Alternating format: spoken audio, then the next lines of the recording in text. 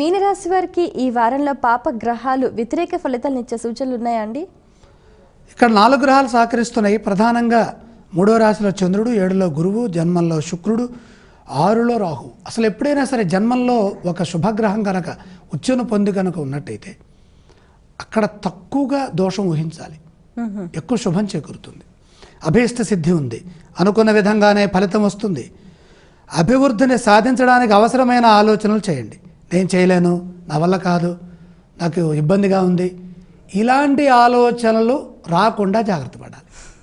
ఎందుకంటే అభీష్ట సిద్ధి ఉందంటే నేను చేయలేను అంటే అది కూడా సిద్ధిస్తుంది అక్కడ. అలా లేకుండా ఉండాలి. ధనబలం పెరుగుతుంది, పట్టుదల లక్ష్యాన్ని ఛేదించే విధంగా సూచితమవుతోంది. నిరంతరము శ్రమ, కృషి, పట్టుదల, ప్రయత్నపూర్వక విజయం ఇవన్నీ మీనంలో శుక్రఫలం వల్ల సప్తమంలో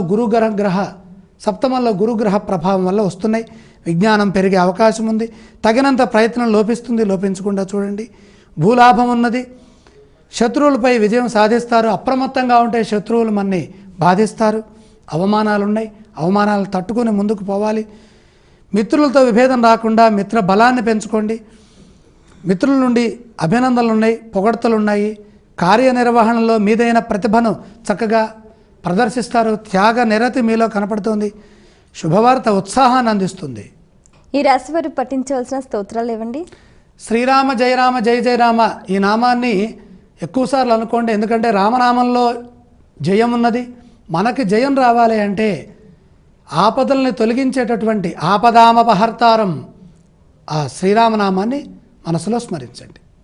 ఆలయ సందర్శన క్రమంలో ఏ ఏ దేవీ దేవతలను దర్శిస్తే మంచిదంటారు? ధనుర్ధారి అయినటువంటి రామ దర్శనం చాలా వరకు శక్తినిస్తుంది. ఈ రాశి వారు చేయవలసిన దానాలు ఏవండి? ఇక్కడ రామవంశంలో మూలపురుషుడైనటువంటి సూర్య భగవానుడి యొక్క దోషం కనపడుతోంది 12వ రాశిలో. కాబట్టి గోధుమలు దానం చేస్తే సూర్యానుగ్రహం వల్ల ఆరోగ్యం సిద్ధిస్తుంది.